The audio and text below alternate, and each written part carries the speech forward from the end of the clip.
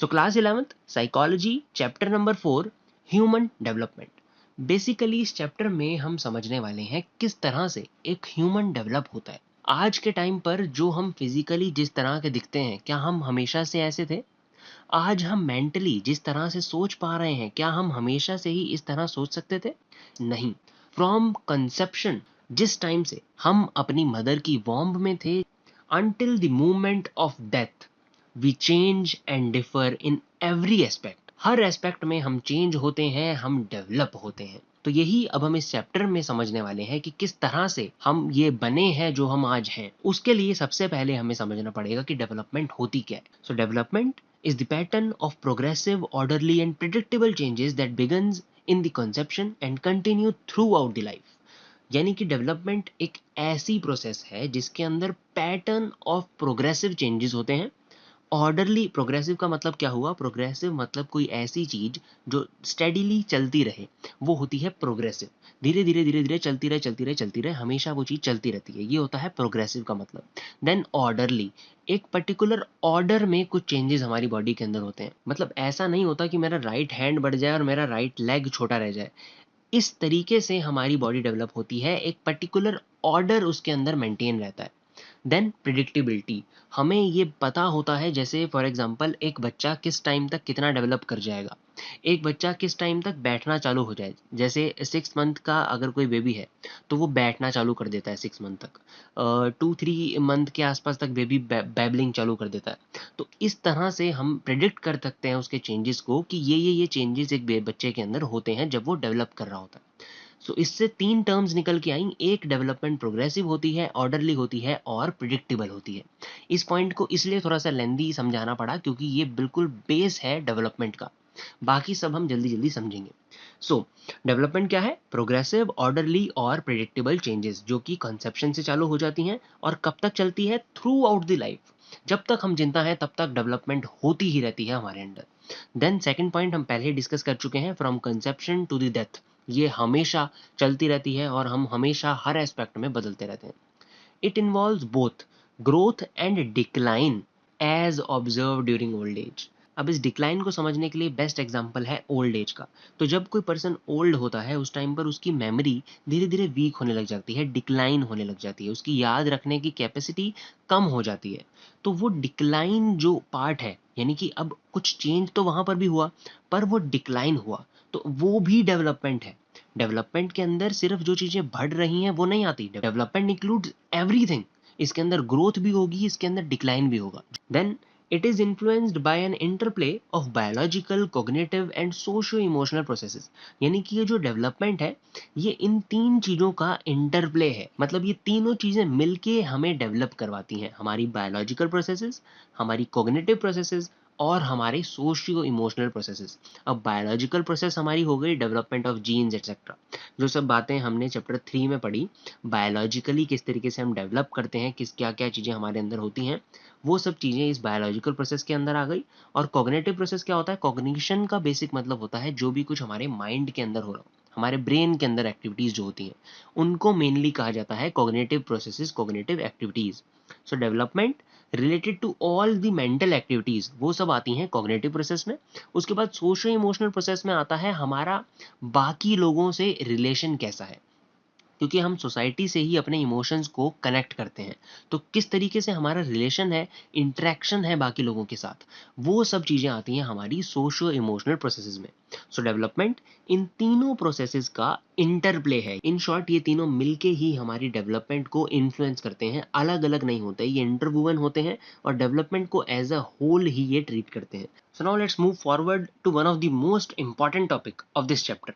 वो टॉपिक है life span perspective on development. इसको आप कह सकते हो कैरेक्टरिस्टिक्स ऑफ डेवलपमेंट या फिर कुछ फीचर्स ऑफ डेवलपमेंट। बेसिकली इसमें हम एजम्पशंस पढ़ने वाले हैं, कुछ क्वालिटीज पढ़ने वाले हैं जो कि लाइफ स्पैन परस्पेक्टिव ने दी है डेवलपमेंट के बारे में। तो इनके अंदर हमें बताया गया है कि किस तरीके से डेवलपमेंट होती है, उसका नेचर क्या है, क्या-क्या उसके बारे में असम्पशन्स मानी जाती हैं। तो सबसे पहली असम्पशन डेवलपमेंट के बारे में है कि डेवलपमेंट लाइफ लॉन्ग है, ये पूरी ज़िंदगी चलती रहती है। ये पॉइंट हम पढ़ चुके हैं स्टार्टिंग ऑफ द चैप्टर में कि डेवलपमेंट कंसेप्शन से लेके डेथ तक कंटिन्यू रहती है। डेवलपमेंट के अंदर सारी ग्रोथ भी आती है, सारे हमारे गेन्स भी आते हैं और जो कुछ डिक्लाइन होता है यानी कि लॉसेस जो कुछ होते हैं, वो भी सब इसमें इंक्लूड होता है। Then development is multi dimensional होने का मतलब यहाँ पर है कि जो हमने अभी 3 डायमेंशन इसकी पढ़ी, एक बायोलॉजिकल, दूसरी कॉग्निटिव और तीसरी सोशियो इमोशनल प्रोसेसेस, ये सारी अलग अलग डायमेंशंस इसके अंदर इंक्लूडेड होती हैं और ये आपस में इंटरवोवन होती हैं यानी कि मिल के काम करती हैं, एज अ होल हमें डेवलप करवाती हैं ये तीनों अलग अलग प्रोसेसेस मिलके। देन हमारा थर्ड पॉइंट है development is multi directional also. Multi directional का मतलब यहाँ पर हुआ कि ये श्रिंक और एक्सपैंड दोनों होती है।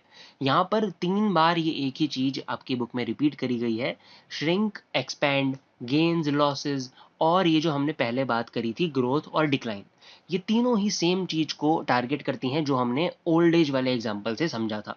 तो मल्टी डायरेक्शनल होने का मतलब यही है कि ये दोनों डायरेक्शन में जाती है, ये सिर्फ ग्रोथ को फोकस नहीं करती, इसके अंदर डिक्लाइंस भी इंक्लूड होते हैं। अभी तक हमने समझे 3 point, development is life long, development is multi dimensional, development is multi directional. Then development is highly plastic. Plastic होने का मतलब कि ये मॉडिफाइएबल होती है, इसको मॉडिफाई हम कर सकते हैं अपने हिसाब से। मतलब अगर किसी बच्चे के अंदर जेनेटिकली ही उसकी आवाज़ बहुत अच्छी है तो हम उसको और ज़्यादा शेप कर सकते हैं और ज़्यादा उसकी स्किल को इम्प्रूव कर सकते हैं, यानी कि उस टाइम पर जिस तरीके से हम उसे डेवलप करना चाहें हम कर सकते हैं। बहुत ही ज़्यादा प्लास्टिक होने का मतलब होता है कि मॉडिफाई हम उसे कर सकते हैं। Then development is influenced by historical conditions. Historical conditions का मतलब फॉर एग्जांपल अगर कोई बेबी पैदा हुआ वर्ल्ड वॉर के टाइम पर, तो जिस टाइम पर वर्ल्ड वॉर 1 या वर्ल्ड वॉर 2 थी उस टाइम पर भी बहुत सारे लोग पैदा हुए होंगे। अब उन लोगों की डेवलपमेंट जिस तरीके से हुई और उन लोगों की जो कि उस टाइम पर पैदा नहीं हुए थे, जिनके मतलब की कंडीशंस नॉर्मल थी, तो उन दोनों के बीच में बहुत ज़्यादा फ़र्क होगा, उनकी डेवलपमेंट जिस तरीके से हुई होगी, दोनों में बहुत ज़्यादा फ़र्क होगा। तो इस तरीके से हम ये समझ सकते हैं कि जो हमारी डेवलपमेंट होती है, उसमें हिस्टोरिकल कंडीशंस भी बहुत बड़ा रोल प्ले करती है। Then development is multidisciplinary. ये डिसिप्लिन वर्ड हम अपने पहले चैप्टर में पढ़ चुके हैं, इसका मतलब बेसिकली आप समझ सकते हैं सब्जेक्ट। तो जो डेवलपमेंट का ये सब्जेक्ट है यानी कि डेवलपमेंट के ऊपर स्टडी बहुत सारे मल्टी डिसिप्लिन करते हैं। सिर्फ साइकोलॉजी इस पे स्टडी नहीं करती, इस पे एंथ्रोपोलॉजी भी करती है, सोशियोलॉजी भी करती है, और भी ऐसे बहुत सारे सब्जेक्ट्स हैं जो कि डेवलपमेंट को स्टडी करते हैं, उसके ऊपर अपने मॉडल्स देते हैं, अपने अपने व्यू में डेवलपमेंट को देखते हैं, अलग अलग डिसिप्लिन्स। तो इसीलिए इसे कहा जाता है कि डेवलपमेंट मल्टी डिसिप्लिनरी है। Then development is contextual. Contextual होने का मतलब कि डेवलपमेंट हर कॉन्टेक्स्ट में अलग अलग तरीके से होती है। अब हमारे बहुत सारे एस्पेक्ट्स होते हैं, बहुत सारे हम डिफरेंट कॉन्टेक्स्ट में डेवलपमेंट को समझ सकते हैं। फॉर एग्जाम्पल अगर हमारा सोशल कॉन्टेक्स्ट अच्छा है, मेरे पास अच्छे ऐसे लोग हैं जो मेरी केयर करते हैं बचपन से ही, तो हो सकता है कि मेरी डेवलपमेंट ज़्यादा अच्छे से हो। वहीं अगर इसका उल्टा हो, वो लोग मेरी केयर ना करें, इस तरीके का मेरे पास सोशल एनवायरनमेंट बुरा तो हो सकता है मेरी डेवलपमेंट बुरी हो, मेरी डेवलपमेंट अच्छे से ना हो पाए। तो इस तरीके से बहुत सारे कॉन्टेक्ट्स होते हैं। अब कॉन्टेक्ट्स के अंदर क्या-क्या आता है? इट इंक्लूड इनहेरिटेड जीन्स वगैरह सारी बातें इसमें, वो सब भी आते हैं। हमारा जेनेटिक कॉन्टेक्स्ट क्या है? देन हमारा फिजिकल एनवायरनमेंट कैसा है? फिर हमारा सोशल एनवायरनमेंट कैसा है? और अभी हमने अपने 5th पॉइंट में जो पढ़ा कि हमारी हिस्टोरिकल कंडीशंस कैसी थी, उस कॉन्टेक्स्ट में भी डेवलपमेंट अलग-अलग होती है सबकी। तो इसलिए डेवलपमेंट भी इन चीज़ों से बहुत ज़्यादा इन्फ्लुएंस होती है और वो कॉन्टेक्चुअल कही जाती है। तो ये 7 मेन कैरेक्टरिस्टिक्स हैं, फीचर्स कह लो, आप इन्हें असम्पशन्स कह लो, पर ये 7 मेन पॉइंट्स हैं डेवलपमेंट के बारे में जो कि आप लोगों ने याद रखने हैं। Then our next topic is factors influencing development. अब ऐसे कौन-कौन से फैक्टर्स होते हैं जो हमारी डेवलपमेंट को इन्फ्लुएंस करते हैं? सबसे पहले तो we inherit genetic codes from our parents which are in every cell of our body. यानी कि हम कुछ जेनेटिक कोड्स अपने पेरेंट्स से लेते हैं जो कि हमारे हर सेल के अंदर मौजूद होते हैं। Genetic transmission is complex, there are combination of large number of genes in human. हमारे अंदर बहुत सारे जीन्स होते हैं, ये कुछ कुछ बातें हम पढ़ चुके हैं अपने चैप्टर नंबर 3 में भी। अगर आपने वो चैप्टर की वीडियो नहीं देखी है तो आई आइकन में आपको लिंक मिल जाएगा, make sure to watch that. आपको ये समझने में बहुत ईजी होगा उससे। Then we cannot possess all characteristics by genetic structures. हम जरूरी नहीं है कि सारी ही हमें वो कैरेक्टरिस्टिक्स अपने माँ बाप से ही मिली हो सकता है कि कुछ हमने खुद भी सीखे हों। तो जो कैरेक्टरिस्टिक्स पास ऑन हो जाती हैं through mother father to their childrens, उन कैरेक्टरिस्टिक्स को बोला जाता है जीनोटाइप्स। तो क्योंकि हम सारे कैरेक्टरिस्टिक्स अपने मदर फादर से इनहेरिट नहीं कर सकते, इसीलिए हम कुछ कैरेक्टरिस्टिक्स अपने एनवायरनमेंट से भी सीखते हैं, हमारी नर्चरिंग से भी हम सीखते हैं। उन कैरेक्टरिस्टिक्स को बेसिकली उनके कॉम्बिनेशन को कहा जाता है फिनोटाइप, जो कि विजिबल होते हैं। इसके अंदर वो दोनों चीजें आती हैं, कुछ ऐसे कैरेक्टरिस्टिक्स जो कि हमने अपने मदर फादर से लिए, देन कुछ ऐसे कैरेक्टरिस्टिक्स जो कि हमने खुद से सीखे हैं।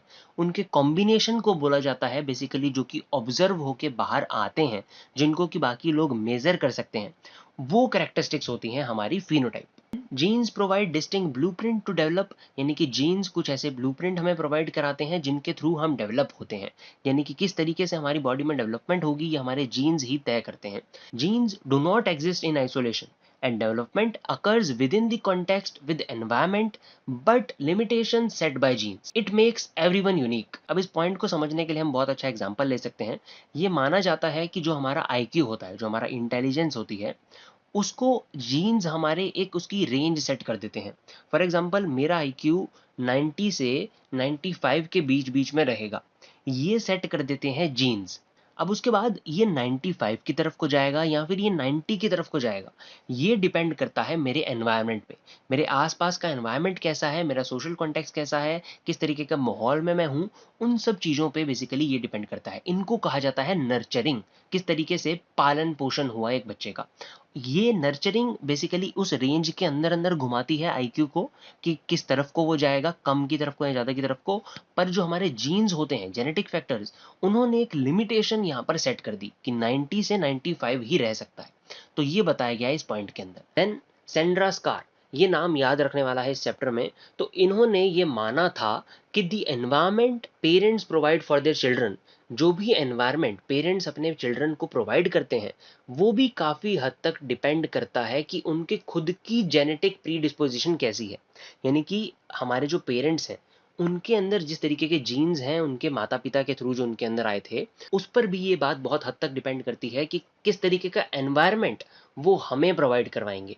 तो ये माना था सिंड्रा स्कार ने। Then a child's own genotype can affect others behaviour towards the child, यानी कि एक चाइल्ड के खुद के कैरेक्टरिस्टिक्स कैसे हैं, वो भी काफ़ी हद तक ये बात डिसाइड करते हैं कि बाकियों का बिहेवियर उसके लिए कैसा होगा।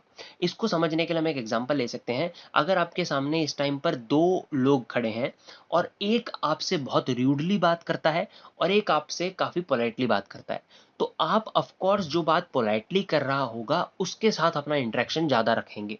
तो इस तरह से हम इस पॉइंट को समझ सकते हैं कि एक पर्सन के खुद के कैरेक्टरिस्टिक्स भी कई बार बाकियों का बिहेवियर उसके लिए कैसा होगा इसको डिसाइड कर देते हैं। Then children also themselves choose certain environment based on their genotypes, यानी कि अपने खुद के जीनोटाइप के हिसाब से, अपने खुद के कैरेक्टरिस्टिक्स के हिसाब से बच्चे भी अपना एनवायरमेंट चूज कर सकते हैं।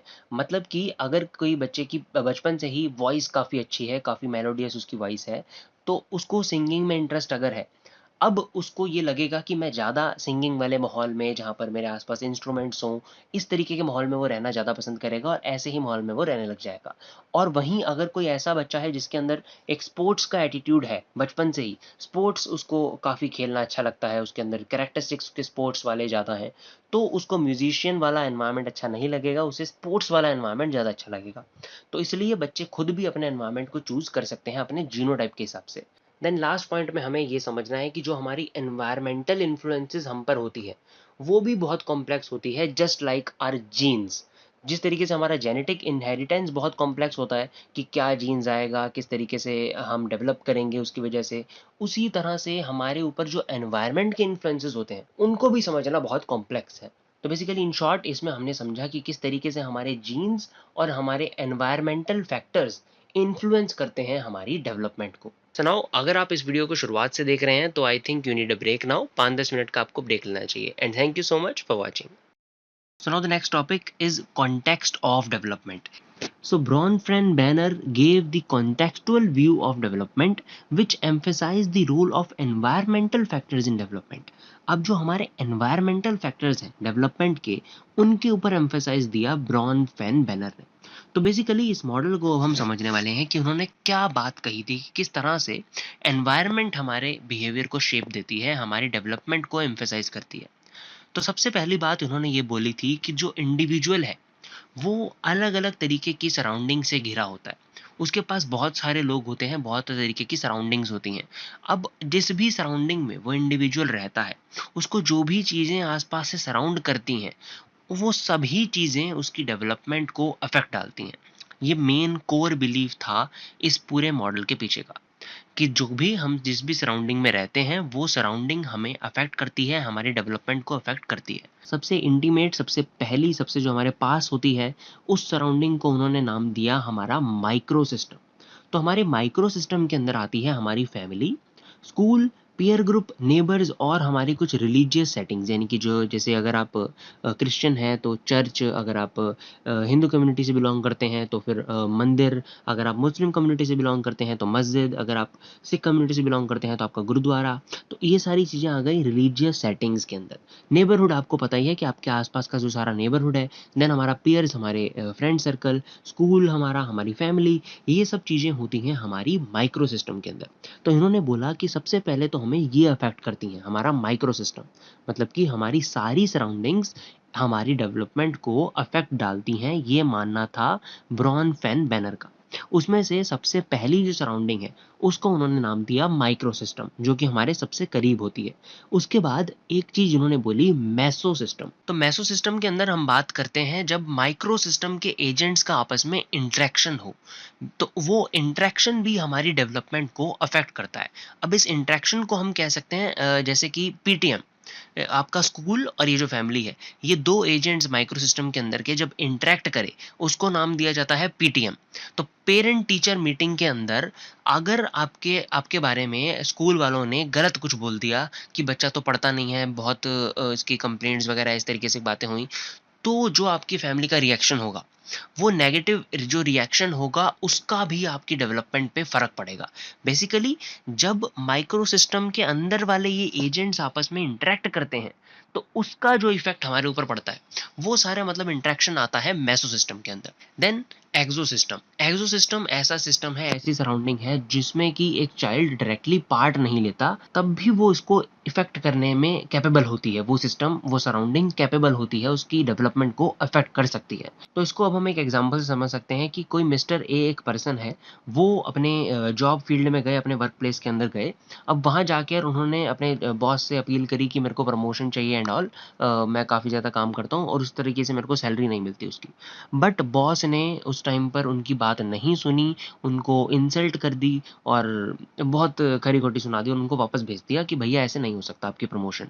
अब हो सकता है कि वो मिस्टर ए घर जाकर अपने बच्चों के ऊपर अपना गुस्सा निकाले। अगर ऐसा होता है, तो जब उस बच्चे की कोई गलती नहीं थी, उसने डायरेक्टली पार्ट नहीं लिया उस सिस्टम के अंदर, उसके फादर की वर्क प्लेस के अंदर, बट स्टिल मिस्टर ए का जो बच्चा था, जो उनका चाइल्ड था, उसकी डेवलपमेंट पे उस चीज़ का भी फ़र्क पड़ेगा। तो ये होता है हमारे एक्सो सिस्टम के अंदर। ये सारी सराउंडिंग जिनमें हम डायरेक्टली पार्ट नहीं लेते, तब भी वो हमें अफ़ेक्ट करने में कैपेबल होती हैं, ऐसी सराउंडिंग। देन हमारा मैक्रो सिस्टम, ये सबसे दूर वाला सर्कल है, मतलब कि ये सबसे हमारे दूर होता है, पर ये भी हमारी डेवलपमेंट को अफ़ेक्ट करता है। मैक्रो सिस्टम के अंदर हमारी आइडियोलॉजीज़, बिलीव्स, हमारा एटीट्यूड्स, हमारे ट्रेडिशंस क्या-क्या हैं, ये सब चीज़ें आती हैं। बेसिकली आपने ये बात सुनी होगी कि मंगलवार को शायद बाल नहीं काटते या नाखून नहीं काटते, इस तरीके की जो बातें हैं। तो ये सब चीज़ें आती हैं हमारे मैक्रो सिस्टम के अंदर, जो ऐसी सराउंडिंग है जो हमें बहुत दूर है हमसे, हमारा कोई ख़ास डायरेक्ट रिलेशन नहीं है वहाँ पर, डायरेक्ट हम उसमें इंटरैक्ट नहीं करते, फिर भी वो चीज़ें हमारी डेवलपमेंट को अफ़ेक्ट कर सकती हैं। देन इन सब के नीचे ये इन्होंने एक डायग्राम के अंदर अपना बनाया है क्रोनो सिस्टम। अब क्रोनो सिस्टम को नीचे बनाने का मतलब ही ये था कि ये ऐसा सिस्टम है जो सब में ही मतलब होता है। ये सिस्टम किसी से अलग नहीं है। ये जो एक पॉइंट है, ये अलग से पॉइंट है कि एक होता है हमारा टाइम। क्रोनो का बेसिक मतलब होता है टाइम। तो जो टाइम के हिसाब से हमारी लाइफ में चेंजेस आते रहते हैं, ट्रांज़िशंस होती रहती हैं, उसकी बात करी गई है इस क्रोनो सिस्टम के अंदर। अब वो चेंजेस हर तरीके के कॉन्टेक्स्ट में हो सकते हैं, सोशल, हिस्टोरिकल, हमारे इमोशनल, हमारा एनवायरमेंटल चेंजेस, हमारे फैमिली के का ही एटीट्यूड हमारे बारे में एटसेट्रा। तो वो सब जो ट्रांजिशन होती है लाइफ स्पैन के थ्रू, पूरी लाइफ जो मतलब हमारा जो टाइम चलता रहता है उसमें अलग अलग तरीके के फेजेस आते रहते हैं, उनकी वजह से भी हमारी डेवलपमेंट अफेक्ट होती है। तो ये बात करी गई थी ब्रॉन फेन ब्रेनर द्वारा इस टॉपिक के अंदर। उन्होंने अपने इस कॉन्टेक्चुअल व्यू ऑफ डेवलपमेंट में यही बात समझाई है कि एनवायरनमेंट एक पर्सन की डेवलपमेंट को अफेक्ट कर सकता है। जो भी चीज उसे सराउंड करती है वो उसे अफेक्ट कर सकती है, उसकी डेवलपमेंट को अफेक्ट कर सकती है। So this was the Bronfenbrenner's contextual view of development. और बाकी ये पॉइंटर्स के अंदर वही बातें जो मैंने बोली हैं अभी आपको पूरा समझाई, वही उनका कुछ कुछ बातें यहाँ पर लिखी हैं जिनको आप बाद में पढ़ सकते हो।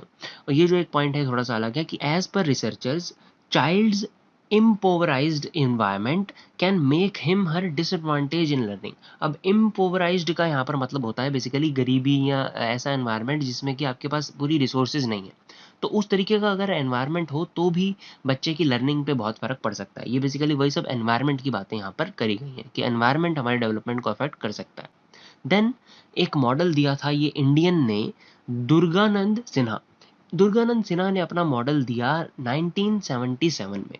इसमें इन्होंने बताया था they presented ecological model for understanding development in Indian context. अब ये इंडियन थे, इन्होंने इसलिए अपनी इंडियन कॉन्टेक्स्ट में अपनी इस बात को समझाने की कोशिश करी कि किस तरह से हमारी इकोलॉजी हमारे डेवलपमेंट को अफेक्ट कर सकती है। As per him, ecology of a child can be viewed in two concentric layers. दो अलग अलग लेयर्स में एक चाइल्ड की इकोलॉजी को देखा जा सकता है। तो उन दो कॉन्सेंट्रिक लेयर्स में से सबसे पहली लेयर को इन्होंने नाम दिया upper and the more visible layer. इनमें कुछ कुछ बातें सेम है जैसी अभी हमने ऊपर अपने दूसरे मॉडल में पढ़ी है, ब्रॉन फैन बैनर वाले मॉडल। तो इन्होंने उसको नाम दे दिया गया पहली लेयर को अपर या फिर मोर विजिबल लेयर। इनके अंदर उन्होंने भी वही बात करी है कि home, school, peer group etcetera, इस तरीके की ये कुछ एजेंट्स होते हैं जो हमें मोस्ट मतलब हमारे इकोलॉजिकल फैक्टर्स हैं जो हमें सबसे ज़्यादा इन्फ्लुएंस करते हैं क्योंकि ये हमारे सबसे पास होते हैं। Upper layer is consist of home, nature of and quality of schooling, nature of interaction and activities in childhood. They constantly interact with one another। यहाँ पर इन्होंने बात कर दी मैसो सिस्टम वाली कि ये जो अंदर के सारे एजेंट्स हैं ये आपस में इंटरेक्ट भी करते रहते हैं। तो ये थी इनकी पहली लेयर। इन्होंने मतलब वही बात बोली है ब्रॉन फ्रेंड बैनर वाली कि वो भी हमें इफेक्ट करते हैं हमारी इकोलॉजी। देन इन्होंने दूसरी लेयर दी, उसका नाम इन्होंने दिया surrounding layer. Constantly effects upper layer. अब ये जो सराउंडिंग लेयर होती है ये हमारी अपर लेयर को इफेक्ट करती रहती है। Influences are not clearly visible. इनके जो इन्फ्लुएंस होते हैं हमारे डेवलपमेंट पे वो क्लियरली विजिबल नहीं होते बट होते हैं। Elements of this layer are general geographical environments, institution settings, general amenities. मतलब कि जो भी हमारी कुछ आम चीजें, हमारा जियोग्राफिकल एनवायरमेंट कैसा है, हमारा इंस्टीट्यूशन ऑफ सेटिंग्स मतलब किस तरीके का माहौल है हमारी फैमिली में या किसी भी हमारे स्कूल एटसेट्रा में, ये सब बातें उन्होंने कही अपने सेकंड लेयर के अंदर। Then he said that both of these layers factors interact and may have different consequence on development on different people. ये जो सारी लेयर जिन्होंने दोनों बताई हैं, इन दोनों लेयर का ही अलग अलग पर्सन पे अलग अलग तरीके का इफेक्ट हो सकता है। Ecological environment can also be altered. जो हमारा इकोलॉजिकल एनवायरनमेंट है मतलब बेसिकली हमारा जो एनवायरनमेंट है वो भी हम अल्टर कर सकते हैं, मतलब उसको भी हम मॉडिफाई कर सकते हैं। सो बेसिकली इनका यह मानना था कि to understand differences in functioning of human, एक ह्यूमन की जब हम फंक्शनिंग में डिफरेंसेस को समझना चाहें तब one should see him her in the context of his her on experience. तो जो उनका खुद का एक्सपीरियंस होता है, मतलब बेसिकली इन्होंने बात करी कि इन्होंने अपना इंडियन वाला ये जो दिया इसमें इंडियन टच इन्होंने डाल दिया यही वाले उरी वाले मॉडल का। So this was the model given by Durganand Sinha in 1977. Now our next topic is overview of developmental stages. अब हमने अपनी डेवलपमेंटल स्टेजेस को पढ़ना चालू करना है। अब बेसिकली फर्दर इस चैप्टर के अंदर हमने अलग अलग स्टेजेस को पढ़ना है डेवलपमेंट की। सबसे पहले हमारी स्टेज है पैटर्नल स्टेज, देन हमारी infancy, then I think childhood, then adolescence and then the adulthood. उन स्टेजेस को हम कवर करेंगे अपनी नेक्स्ट वीडियो में जो कि होगी second half of chapter 4। So till then, अगर आपको ये चैप्टर समझ आया हो so please like this video and share your valuable views in the comment section. Also, you can join the Facebook page to get updates about the upcoming videos. You will get the link in the description box. So that's it for this one. I will see you in the next video. Thank you so much for watching.